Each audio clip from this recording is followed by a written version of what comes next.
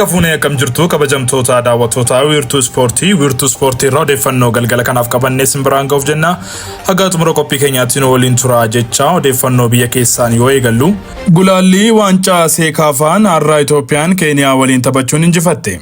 Gareen kubbaa miilaa biyyaalessaa Itoophiyaa umurii waggaa 17 gadi har'a gita isaa Keeniyaa waliin morkiinni Finfinnee Stadiyeemii Abbabaa Biqilaatti geggeesseen Keeniyaa galchi 1-2 injifatee jira. Goolii injifannoo kanas Daawit Kaasaw daqiiqaa 65 irratti lakkoofsisee jira. Taphataan sarara fuulduraa garee kubbaa miilaa biyyaalessaa Itoophiyaa umurii 17 gadi Daawit Kaasaw dorgommii kanarratti taphoota 4 goolii isaa 7ffaa guyyaa irraa lakkoofsisee jira. Gareen dargaggoota biyyaalessaa Itoophiyaa qabxii 10 galmeessuun ramaddii isaa irraa sadarkaa tokkoffaan xumuruun gara walakkaa xumuraatti darbee jira. Gareen biyyaalessaa Itoophiyaa walakkaa xumuraatiin garee biyyaalessa garee ta'anuun sadarkaa lammaffaa kan ba'e waliin kan wal morkatu ta'uun ifoomeera.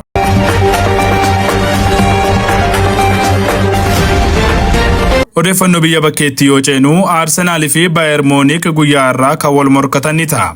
Mikel Arteetaa fi Vincent Kompany leenjistoonni lammaan kun tapha Champions League marsaa 5ffaatiin guyyaa irraa halkan sa'aatii 5 irratti Emirates irratti morkii isaan taasisan xiyyeeffannoo guddaa argateera. Arsenaal fi Bayermunich taphoota Champions League 4 taphachuun hunda injifataniiru. Gama biraan ammoo liigii isaaniirraa dursaa jiru. Taphoota kanaan dura wal morkataniin Bayermunich olaantummaa qaba. Har'a halkan waltajjii kanaan taphni yeroo 15ffaaf walitti isaan fidu kun haala addaan ni eegama. Arsenaal taphoota 4 darban injifachuu qofa osoo hin taane galchiis hin keessummeessine. Bayermunich galchii 3 keessummeessuus sararri fuulduraa isaa kan Arsenaal irra sodaachisaa ta'uun ifoomeera. Sararri fuulduraa Harry Kane'iin durfamu taphoota 4 darban irratti galchii 14 lakkoofsiseera. Gama biraatiin tapha har'aa kanaan injifataan lammii Ingilaandii ittistoota garee dhukaastotaa irraa qormaata isa eeggatu akkamiin irra aana kan jedhus hawwattummaa tapha kanaa dabaleera. Dabalataan ammoo morkii taphattoonni bara darbee garee tokkoof taphachaa turan Eberechi fi Michel Oliseen faallaa ta'uun taasisan haalaan ni eegama.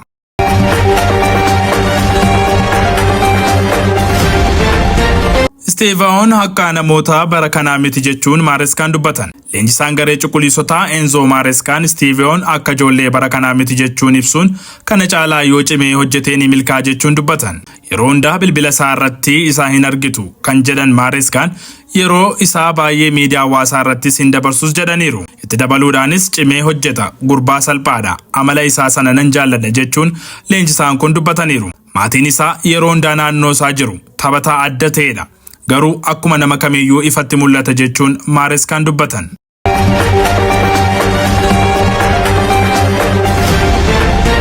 Odeeffannoo keenya xumuraatiin taphattoonni Baarseloonaa foon nyaachuu dhaabanii turan jedhaman. Kitaaba seenaa dhuunfaa Lewandowski dhiyeenya maxxanfame irratti wayita Baarseloonaatti makame wanti ajaa'ibsiisaan isa mudate barreeffameera. Sababa foon hedduu qaala'ee tureef Baarseloonaan foon tarreeffama nyaataa keessaa baasee turuun isaa akka ajaa'ibsiisee ture himeera.